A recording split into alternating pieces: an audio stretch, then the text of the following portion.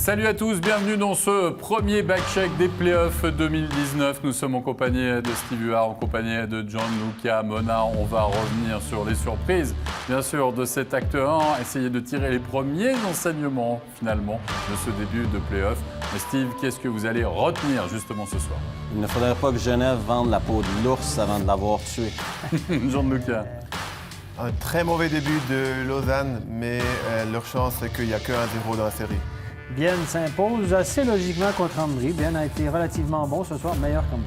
Mais l'image du jour, c'est la victoire de Genève Servette dans cet acte 1 face au vainqueur de la saison régulière, le CP Berne, sur le score de 2-0 du côté de la Postfinance Arena.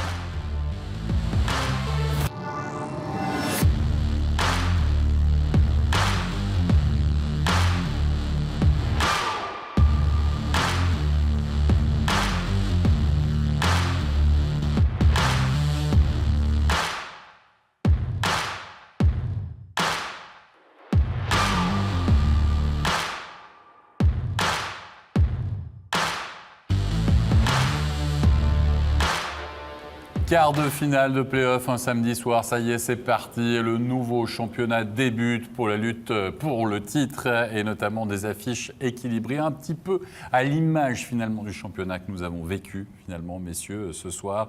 À part peut-être la rencontre qu'on va évoquer ce soir, il n'y a pas eu de grande différence au niveau du score. On verra sur les différentes patinoires. Ça peut rester 6-1, 7-1, 8-0 et j'en passe et les meilleurs. Mais pourtant, du côté de Lausanne, il y avait une grosse attente parce que c'est quand même évidemment au niveau de ce club que les chances, entre guillemets, romandes sont les plus grandes. Pourquoi? Parce que c'est l'équipe qui a fini la mieux classée, les clubs romans, troisième, qui affrontait donc Langnau. Duel de style, on l'a dit, dans un jeu qui s'annonçait très défensif. Et pourtant, il y a eu 3 goals lors des 20 premières minutes de jeu.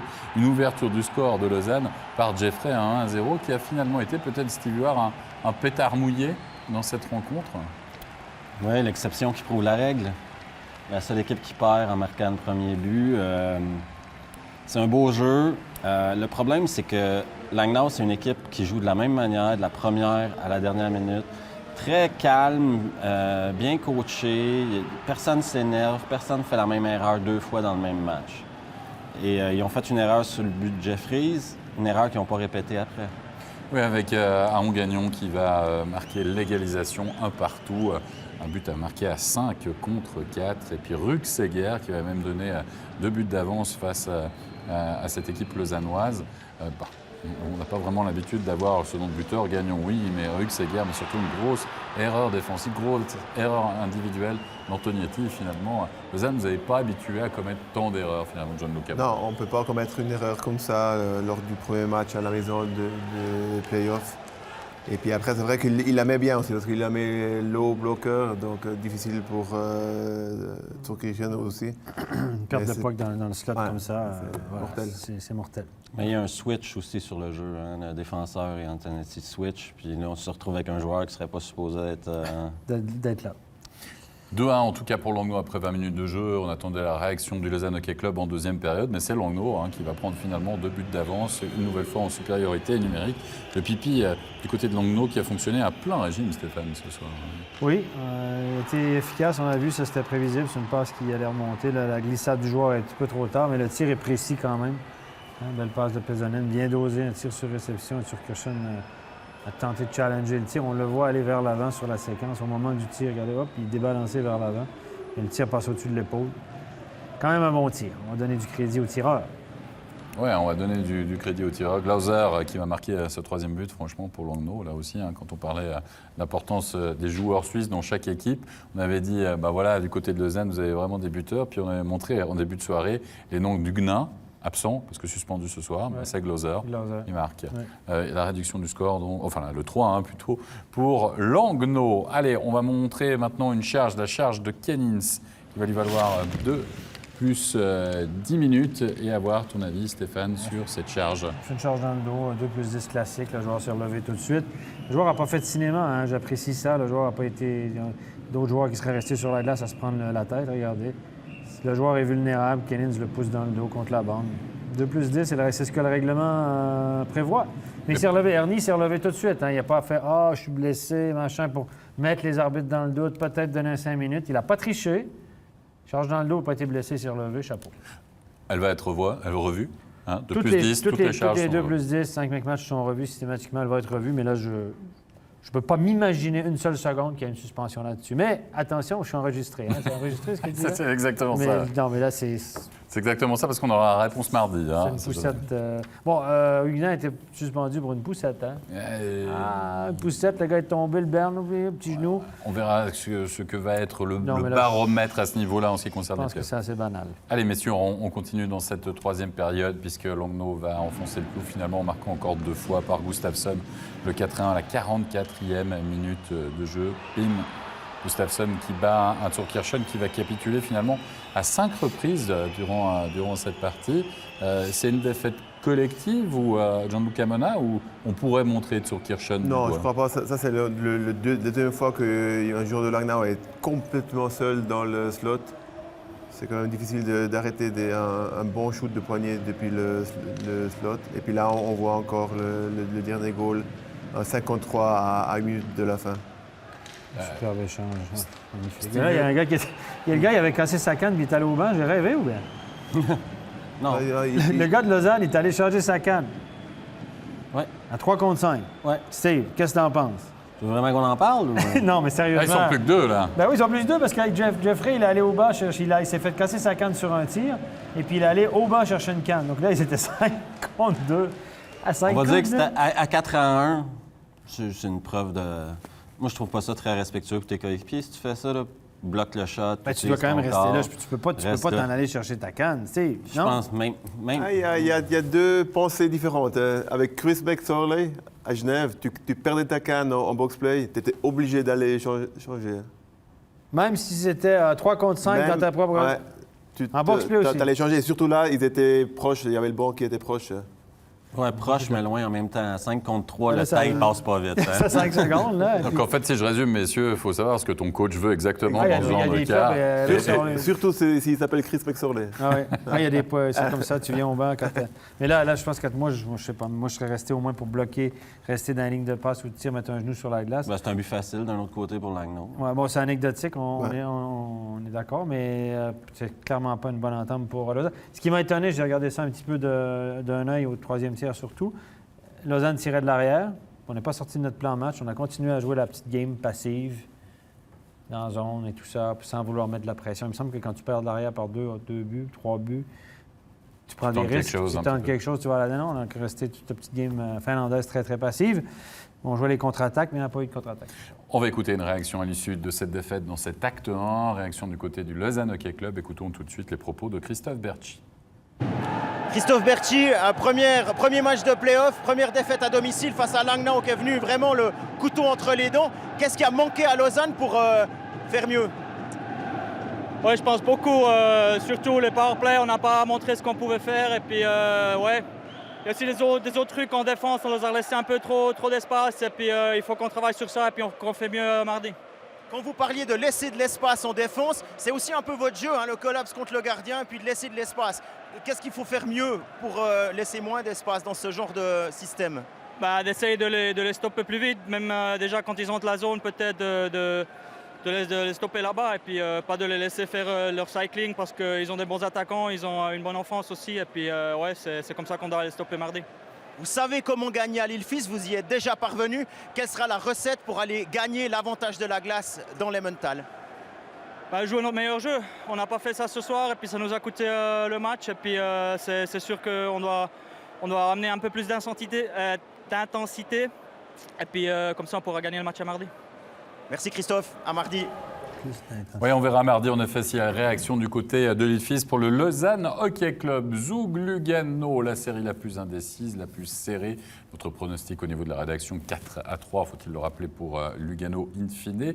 Mais là, pour ce premier match, il y avait de l'ambiance. Vous l'avez vu avec un magnifique tifo du côté de la Bossart Arena. On a pris l'image du bateau, ça peut être à double tranchant. Mais là, ça a plutôt bien marché justement pour les Zugois à 5 contre 4. Lino Marchini qui peut marquer dans la cage désertée, dira-t-on, en tout cas. Lino Marchini qui se rappelle que Garrett Rowe est un excellent passeur, plus qu'au niveau de la finition. C'est pas mal non plus. C'est un tap-in. Regardez, bon, la passe arriver assez vite avec ça, mais à ce niveau-là, c'est un but facile. Marchini qui a connu passablement de difficultés en play-off dans ces dernières années. C'est 7 buts, je pense, en 45 matchs de play-off en carrière. Là, il est berti du bon pied. Et Simeone, regardez, on ne se fait pas de cadeau, hein, ça joue musclé. Et Simeone qui va marquer le 2-0. Un Mercedes battu, là. Oui, Steve. C'est le même type de jeu qui a coûté un but à Lausanne. Le défenseur se fait frapper dans le coin, perd pied. On se retrouve devant le filet avec un joueur qui est en pleine possession du puck et qui réussit à faire un bon tir. Les défenseurs doivent... La communication entre les défenseurs et les gardiens doit être beaucoup meilleure si Lugano ne peut pas se permettre d'accorder ces buts-là pour venir couvrir ton joueur. Comme on dit. On est en fin de supériorité numérique pour Lugano et Morini qui passe devant la cage et qui va dévier ce puck. Et On a attribué ce goal-là à Lapierre, si jamais. Hein. Il n'était pas corrigé tout à l'heure. Lapierre n'est pas sur la glace. On est bien d'accord que ce n'est pas Lapierre, c'est Morini. Là. On est d'accord. Ouais, Lapierre n'était même pas sur la glace. Voilà. Comme Donc quoi, ça n'a pas été toujours pas corrigé. Là. ça n'a toujours pas changé. Ben, j'ai vu il y a 5 minutes, c'était pas corrigé.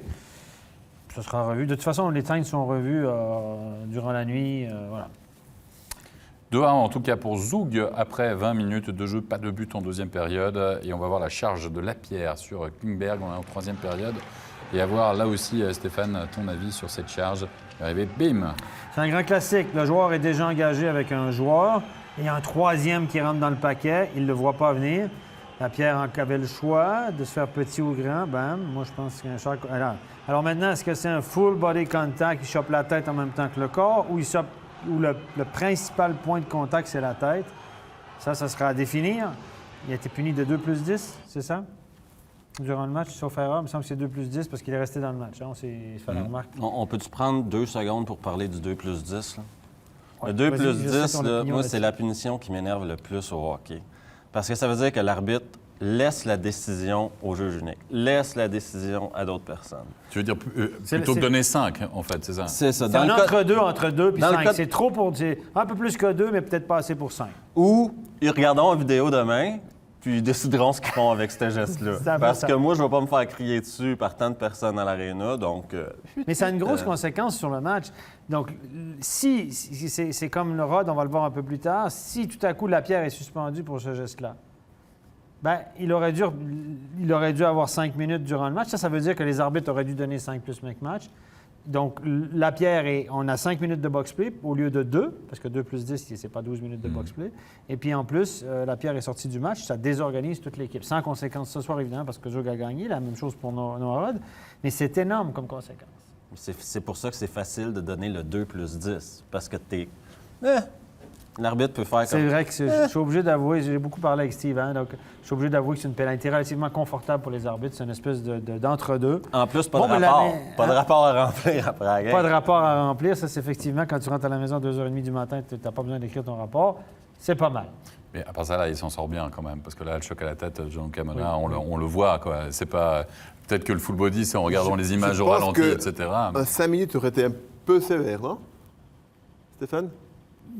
Moi, c'est le truc du troisième homme. Le gars est en position de faiblesse complète parce Ouais. qu'il est déjà engagé dans un 1 contre Dans 1. un duel. Donc, ça veut dire que tu arrives à pleine vitesse sur un joueur Qui est c'est vulnérable. pas juste de l'angle mort. Il est vulnérable et il n'y a aucune idée que tu arrives. Donc, toi, c'est pire que sur le geste de Rod. De loin. De loin. Moi, je pense que ce sera revu. Puis, Lapierre, c'est un nom connu, ça. Hein? Et puis, il prend son élan de la ligne bleue. Hein? Écoutez, il faudrait la revoir vraiment, la ralentir, la décortiquer, mais si le contact, le point de contact, on voit vraiment la tête aller en arrière, il y aura des suites. À moins qu'on juge. Souvent, il n'y a pas de sanction. C'est parce que le juge se dit OK, ça méritait que 5. Ça aurait mérité que 5, mais pas une suspension subséquente. Donc, dans ce temps-là, on s'arrête là. Mais j'ai hâte de voir le rapport du PSO. Parce qu'on va compter, dans les playoffs, les rapports de PSO, est-ce que le juge les suit ou non? Je me réjouis de voir ça. Oui, on va voir ça, puis on en parlera évidemment au prochain studio. Rendez-vous déjà mardi pour voir s'il y a des sanctions qui tombent, parce que vous voyez, il y a On beaucoup le de saura discussions. lundi, parce que demain, c'est dimanche, donc on le saura lundi, en fin de journée, quand les journalistes auront écrit leur texte pour le lendemain. Ça, c'est tactique. Hein. Vous savez que ça fonctionne comme ça. Souvent, on annonce demain matin ouverture d'une enquête, on va se donner le dimanche, le lundi, puis on va annoncer ça lundi, en toute fin de journée, quand les journalistes sont partis à la maison, tout ça, et puis qu'on ne pourra pas trop faire d'articles le lendemain avant le match. Ouais, mais maintenant, mais je les franchement- connais, moi, je les connais. Franchement, avec les réseaux sociaux, avec la rapidité Oui, mais d'Internet, quand même, etc. il y a moins de réflexion parce que la journée des journalistes est finie, mais ils font souvent ça en fin de journée. Là. Moi, je connais beaucoup d'éditeurs qui aimeraient avoir la même foi en toi que dans la version papier, on va dire, de l'information, Stéphane. Oui, c'est vrai. Et on va voir surtout que Zoug va marquer le 3-1 par Flynn. Puis vous aimez les passes, regardez ce petit bijou signé Reto, souris. Regardez l'abnégation, la récupération du puck, le coup d'œil. Pah Not bad. Not bad, ouais. On y va au niveau de la passe. Par contre, merci Kin sur ce coup-ci, Jean-Luc. Je me demande s'il ne pouvait pas couper la passe. Ah non, parce qu'elle vient haute, je crois. Hein. Elle n'est pas raglace. Parce qu'elle passe dans le cercle. Donc d'habitude, on dit si la passe passe dans le cercle, c'est le puck du gardien. Mais par contre, elle arrive extrêmement vite. Puis je ne suis pas sûr qu'elle soit vraiment raglace. En tout cas, Leffel va marquer le but de l'espoir, le 3-2 pour Lugano, pour offrir une fin de match absolument passionnante et palpitante. Mais voilà, Zoug va finalement tenir son os, messieurs, et va réussir à garder l'avantage de la glace. Et surtout, après un départ quand même où il menait 2-0, Steve, quand vous menez 2-0 sur ce premier match, vous êtes en effet sur votre patinoire, vous ne pouvez pas vous permettre logiquement de faire un. Effectivement, mais ils se sont permis de donner à Lugano un espoir. Oui. Donc, Lugano, maintenant, ils rentrent à la maison, ils vont Ils dire on n'était pas vous loin, savez quoi, on peut jouer contre eux. On a gagné la troisième période. C'est tous des petits trucs sur lesquels Ireland va bâtir. Il ne va pas bâtir sur les 2 premières périodes, il va bâtir sur la troisième période pour amener l'équipe prête mardi pour jouer contre Zoug. Et moi, je vous propose une réaction à l'issue justement de ce match et de cette victoire du côté de Zoug. Écoutons tout de suite la réaction de Johan Morand. Johan Morand, on a le sentiment que pendant longtemps dans cette partie, vous avez parfaitement su maîtriser, neutraliser l'adversaire. On sait que Lugano a une très bonne équipe et qu'il fallait qu'on sorte très très fort ce soir si on voulait avoir une chance de faire quelque chose. On a été, je pense, très agressif offensivement. On est revenu très fort défensivement et à la fin, c'est ça qui a fait la différence. Un peu plus de discipline dans les back-checks, un peu plus de discipline en zone défensive et ça nous a permis de mettre la main sur ce match-là. Quand on mène déjà 2-0 après 7 minutes, ça rend les choses forcément un peu plus faciles. Oui, faut mieux être devant que derrière, hein, bien sûr. Même si on sait qu'avec une équipe comme Lugano, qui a beaucoup de caractère, ce sera difficile jusqu'au bout. Mais là, maintenant, l'objectif, c'est de continuer et de ressortir la même chose au prochain match. Petit avertissement sur les dernières minutes. On sait très bien qu'il ne faut jamais lâcher. C'est une très bonne équipe, c'est une équipe qui a beaucoup de cœur, c'est une équipe qui a fait une très grosse fin de saison. Donc, effectivement, maintenant, il ne faut absolument rien lâcher, jamais leur donner 5 minutes de répit, sinon on va le payer cash. Merci bien, bonne continuation. Merci. On a bien compris également du côté de Morand, il ne faudra pas donner d'ouverture à Lugano, ça va être serré tout au long de cette série. On va passer maintenant à Berne-Genève Servette, c'était un autre match studio.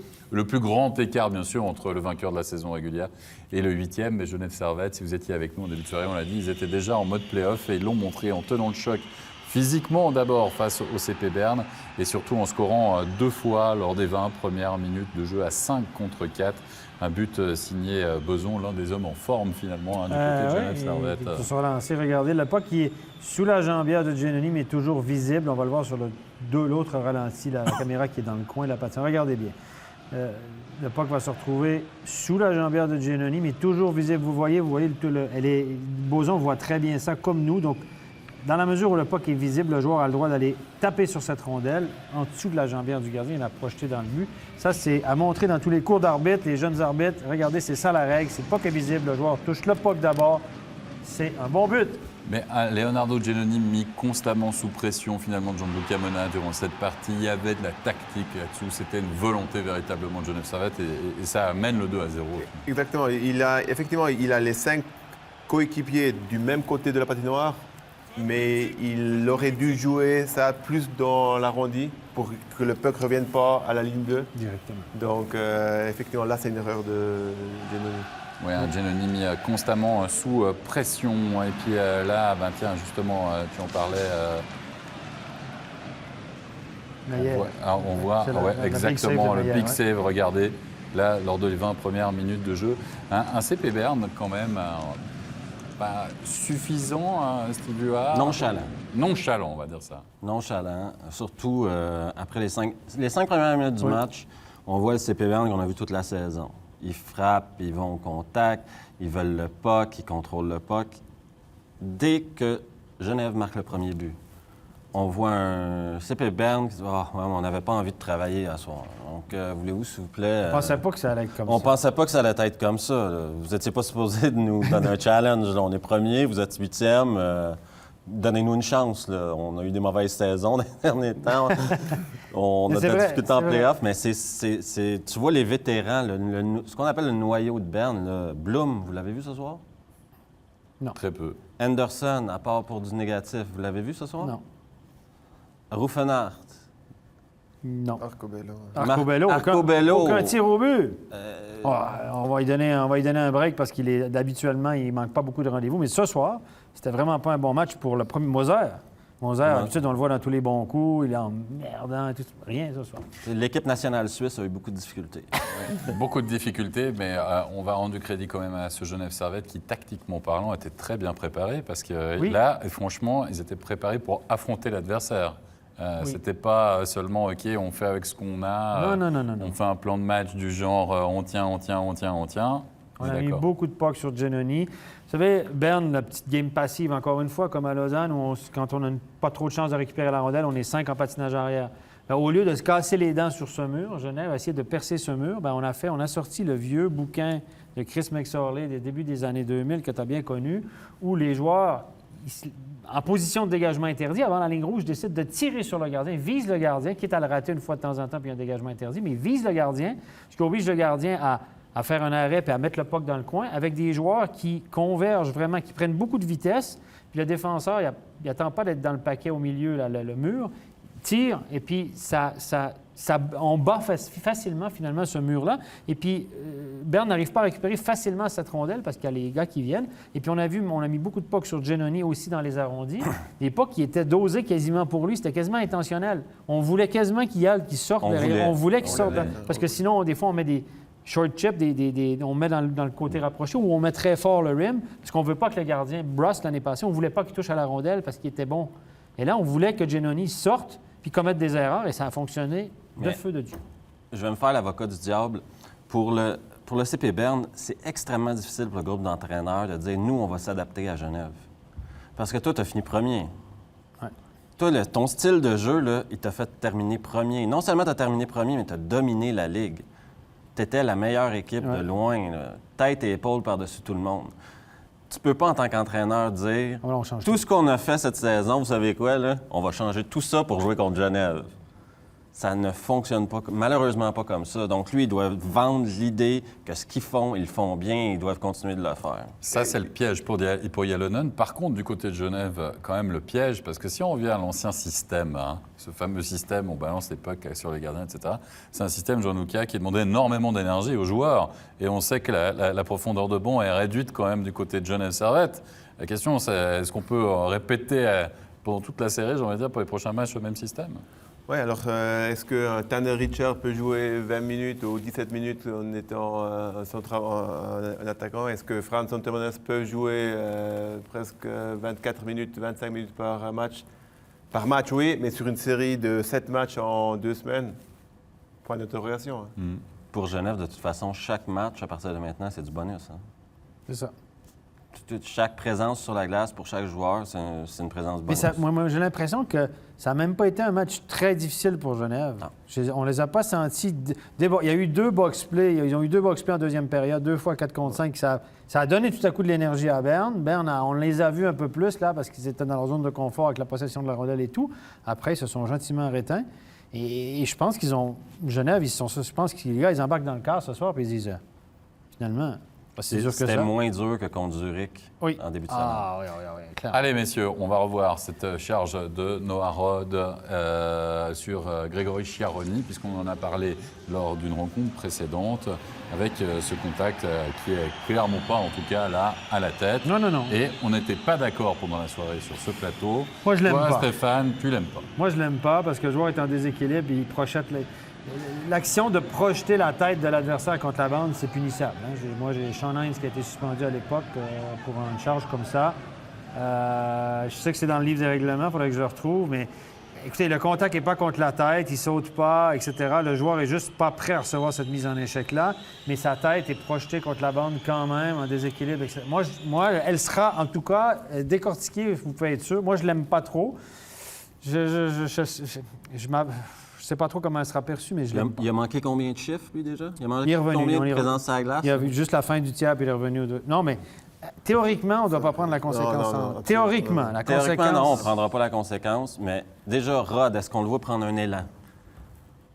Non, C'est 3 pas. le contact n'est pas répréhensible. C'est que le règlement, il dit que si vous projetez un adversaire contre la bande suite à une mise en échec ou vous projetez la tête de l'adversaire contre la bande suite à un contact, c'est punissable par la loi, le règlement.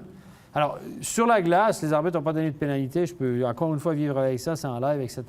Sauf que quand tu le vois au ralenti, ça peut influencer le... Est-ce que la Ligue ou le juge unique a la réputation d'aller contre les arbitres et la décision des arbitres sur la glace? Je sais pas. Ça arrive, hein? Ça arrive, oui, ça arrive. Ça arrive Ça qu'ils défont un peu ce qu'ils ont fait. Ouais, je sais pas. Mais en tout cas, je vous le garantir qu'après le deuxième tiers, elle était déjà rendue dans les instances dirigeantes. Gianluca. Je l'aime moins qu'il y a 2 heures, je dois dire, cette charge. Donc, j'étais plus du côté de Steve avant. Là, je tends vers ma gauche, disons. C'est vrai, en le revoyant un petit peu, peut-être, il peut y avoir un petit quelque chose. C'est pas facile à Ouais. décortiquer. Mais soyons bien d'accord, si on devait les classer dans je ne sais pas quel type de classement, on a vu Lapierre, on voit Rod. Lapierre, c'est plus grave pour moi. Parce que Ouais, Lapierre, Lapierre, le il joueur est est lent impliqué, déjà. il est vulnérable, il le chope très haut. Rod ne voulait pas faire ce qu'il a fait probablement, mais il est responsable de ce qu'il a fait. Il n'arrivait pas là pour dire « je vais te projeter la tête contre la bande ».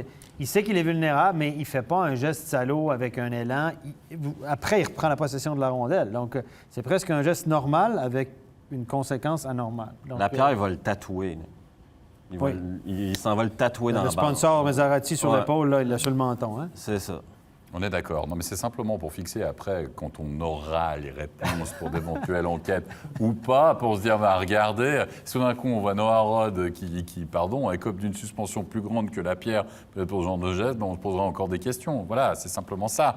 On est à une soirée de hockey sur glace, on a des charges qui nous interpellent, où il peut avoir enquête ou pas, et voir un peu la décision ensuite. Ah, ben on n'a pas fini. En play-off, ça peut être lourd de conséquences. Hein? Si tu perds Lapierre, si tu perds Rod, là, c'est pas deux gars de 4e bloc, là, c'est pas... ça peut être très lourd de conséquences. Et moi, je peux vous dire que le staff de Genève, ce soir, ils devaient être assez inquiets. Allez, on va à une réaction, mais ils vont quand même avoir le sourire à la banane, forcément, à l'issue de ce premier point glané dans cette série. On va écouter tout de suite la réaction de Goran Bézina. Goran, bravo, félicitations. Quelle nouvelle prestation de Genève Servette qui continue de rester sur son petit nuage. Oui, on a fait une bonne prestation ce soir. On ira Berne 2-0, premier match. C'est gros, mais il ne faut pas qu'on s'enflamme. C'est une première victoire qu'on a mis dans la poche. On a fait le match qu'on voulait. On a joué la tactique. On l'a appliqué de A à Z jusqu'au bout du match. Et c'est ça la clé du succès, tout simplement. Marquer vite, ça a aidé. Marquer même 2 fois vite et tenir, c'était le scénario parfait. Oui, ça a aidé, mais je pense qu'on s'était dit de toute façon qu'on allait jouer 60 minutes de la même manière, qu'on allait leur prendre le milieu, qu'on allait les mettre sous pression. Je pense qu'ils n'ont pas trop l'habitude cette année d'être autant sous pression que ce qu'on les a mis ce soir. Et voilà, on a un gros meilleur au goal aussi qui a tout sorti. Il y avait tout ce qu'il fallait pour les playoffs et un goal sur powerplay. Alors, qu'est-ce que je te dis? Merci bien. Et ben voilà, facile l'analyse de la part de Goran Bézina, en effet. Qu'est-ce que vous voulez dire de plus? C'est un premier point donc pour Genève. Dernière série, celle de Bienne face à Ambry-Piotta du côté de la Tissot Arena. Un match qui a été dans l'ensemble maîtrisé, si on veut, véritablement un exemple. C'est celle des Biennois, marquant 2 fois en première période, 8e minute et 17e minute de jeu. C'est Diem qui va ouvrir le score, alors que Ambry venait de bénéficier d'une supériorité numérique. Et là, c'est Benjamin Kontz battu côté fort, finalement, Jean-Luc Amann. Exactement, donc il aurait pu, comme je l'ai déjà dit avant, peut-être avancer un 20 cm de plus pour fermer l'angle. Mais comme tu l'as bien dit, juste avant, il y a un power play de Ambry. Kubolik s'est fait arrêter un très gros shoot par Hiller. Diem a marqué 2 buts cette année, messieurs. C'est son 3e. Premier des playoffs, mais 3e depuis le début de cette saison. Avec un Fuchs qui va récupérer ce puck dans le slot et qui va pouvoir marquer le 2e but. Diem, Fuchs, cette équipe du HC Bienne qui On retrouve aussi une efficacité offensive au meilleur des moments, ce type-là, parce qu'il y a eu une période aussi, c'était un petit peu plus compliqué pour cette équipe de Bienne. On voyait toujours Rayala, finalement, Rayala marqué. On profite de nos occasions. Ils ont besoin de ce qu'on appelle de secondary scoring ou de marqueurs différents. Donc, ils ont besoin que leur deuxième bloc, leur troisième bloc leur donne 1 ou 2 buts par match. Et ça va enlever de la pression à leur import, donc à Rayala, à Hurl, etc. Et ça va permettre à tout le monde de respirer un peu mieux. Et pourtant, Bienne aurait pu se mettre plus rapidement à l'abri en deuxième période. Il y a il y a le poteau notamment de Rayala. À la 25e minute de jeu, Anthony Rayala qui ne trouvera pas cette fois-ci le chemin des filets, avec un jeu rapidement projeté vers l'avant. C'est Moser, le jeune Moser, là, il fait des super passes. Regardez la vision du jeu. Il s'en va, bam, bon, il repère son joueur qu'il a sûrement crié depuis le centre de la glace, mais il le repère. Et sur le premier but de Diem, c'est aussi Moser qui est défenseur, qui vient en support en deuxième vague pour créer le 4 contre 3 qui remet à Diem. J'aime beaucoup le sens du jeu de ce jeune Moser. Je trouve que c'est un défenseur qui est très, très intéressant. Nouveau poteau pour Bienne, c'est Pouliot, les stars, entre guillemets, de l'équipe qui n'ont pas trouvé finalement l'ouverture de ce match. Mais il y a eu même un 5 contre 3 pour Bienne dans cette deuxième période. Un Ambry qui a pêché peut-être par indiscipline finalement de Gianluca Mona aussi. Compliqué quand vous êtes mené 2-0 après 20 minutes de jeu, que vous avez 3 pénalités mineures sur la deuxième période contre vous et rien de l'autre côté. C'est certainement très compliqué. Et puis voilà, à la fin, ils ont encore marqué, on verra, ils ont encore marqué le 2-1 à quelques secondes de la fin pour espérer de revenir dans le match. Mais je pense que Bienne a mérité, quoi. Oui, à maîtriser finalement ce sujet. On a fait la réduction du score, mais regardez qui tombe dans les dernières secondes. On joue le tout pour le tout. Fischer qui va finalement marquer sur un premier envoi de Kubalik, avec un Jonas Hiller qui est redevenu humain, mais qui a livré une grosse prestation. Puis finalement, c'est qu'une C dans la cage vide. 3-1, meilleur départ pour Bienne, idéal, qui s'impose finalement à domicile dans une partie qu'ils ont joué finalement assez intelligemment face à Ambry Piotta. Muselé, mais qui a eu peu de possibilités, en effet, à 54, quelques-unes. Mais sinon, une petite vingtaine de tirs pour Ambry, 23-24 tirs pour Ambry, surtout sur la fin. Et on a marqué, évidemment, dans une cage vide, Kunzle. Donc, c'est des joueurs, des 3 marqueurs de Bienne, c'est pas forcément des habitués. Fuchs, oui, mais on sait qu'il a été blessé, il a eu de la peine à reprendre le rythme. Diem, son deuxième de la saison. Kunzle, qui a déjoué le gardien facilement sur cette séquence, disons. Mais les box-plays, ça brise un rythme. Quand les joueurs sont sur le banc, tu as ton rythme. Tu commences à apprendre le rythme du coach, donc tu sais comment il veut jouer tel joueur contre tel joueur. Puis là, quand il y a des box-plays, le rythme change. Les joueurs clés, souvent, quand tu as des box-plays, tes meilleurs joueurs, quand Ambry joue à 2, 3, 4 box-plays dans la même période, bien, tes meilleurs joueurs jouent moins, ils ne sont pas dans leur zone de confort. Kubalik, s'il joue à 4, il n'aime pas ça. Il ne veut pas bloquer de shot, il veut pas... Et puis, ça casse le rythme de tes meilleurs joueurs. Puis souvent, il y a le power play, puis il y a la minute qui suit où tu dois te remettre en route. Tu replaces tes trios. Les 2 derniers qui étaient sur la glace ne sont pas sur la même ligne. Tu reviens qu'une... Ça casse... Ça casse un rythme. Et les joueurs détestent ça. Les bons joueurs détestent ça. Ben oui, parce qu'ils veulent de la glace, de la bonne glace. C'est ça. Ils vont jouer à 5 contre 4, à 5 contre 5, à 4 contre 4. Les pénalités mineures doubles, les bons joueurs, ça y est, c'est... Mais en tout cas, là, c'est un bon point pour le HC Bienne, évidemment, dans cet acte 1. On va écouter là aussi une réaction à l'issue de cette victoire. Écoutons tout de suite les propos de Marco Pedretti. Marco Pedretti, premier point dans cette série. Mais finalement, vous n'avez pas réussi à tuer le match et vous vous êtes fait peur jusqu'à la fin.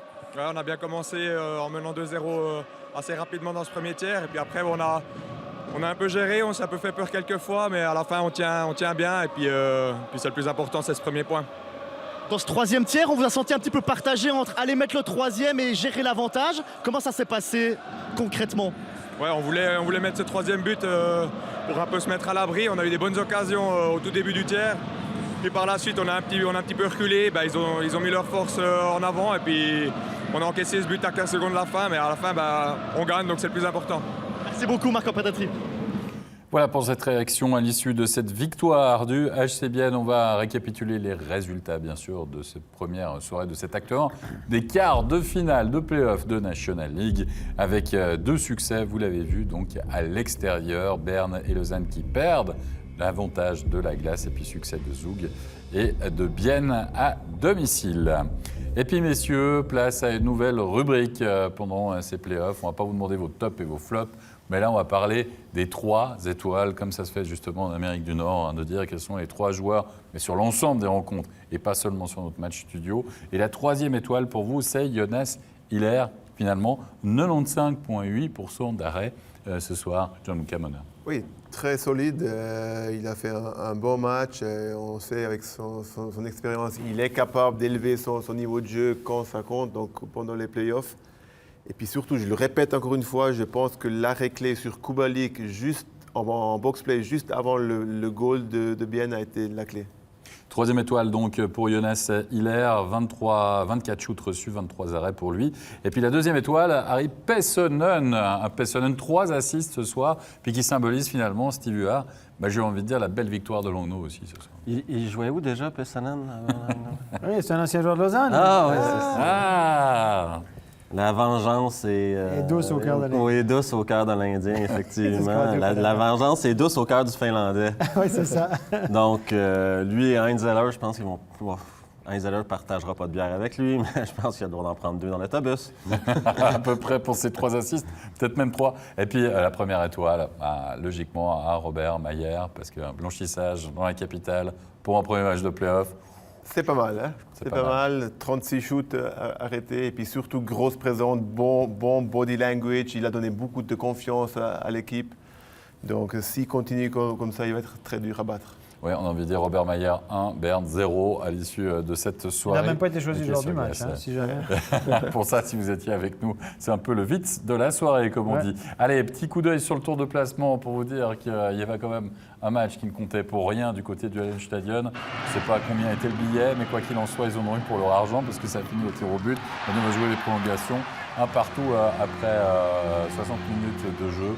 Et Pius Suter qui va marquer le penalty décisif avec une joie, vous l'imaginez, toute contenue, bien sûr, à savoir peut-être que ça rajoute un tout petit peu d'argent pour s'offrir des cocktails au bord de la plage lors des prochaines vacances, parce que ça se rapproche. On va faire du reste un point sur les résultats, parce qu'il y a un résultat, oui, bien sûr, ça compte pour Beurre, mais il y avait quand même un Davos-Rapperswil ce soir, et c'est Rapperswil qui a peut-être marqué des points psychologiquement, en tout cas en s'imposant face à Davos, quoique ces 2 équipes... C'est les seuls points qui ont marqué cette saison, des points psychologiques. Au niveau psychologie, il a été très fort. Ouais, non. Ouais, donc, mais comment on a joué? Il y a beaucoup de jeunes qui jouent du côté de Davos et on avait Lindback dans la cage. Oui, il a mal paru du reste, ce qui paraît sur le 3e but de Rapperswil. Ça nous étonne. C'est ce qu'on nous a dit, en tout cas, le commentateur de cette partie. Voilà.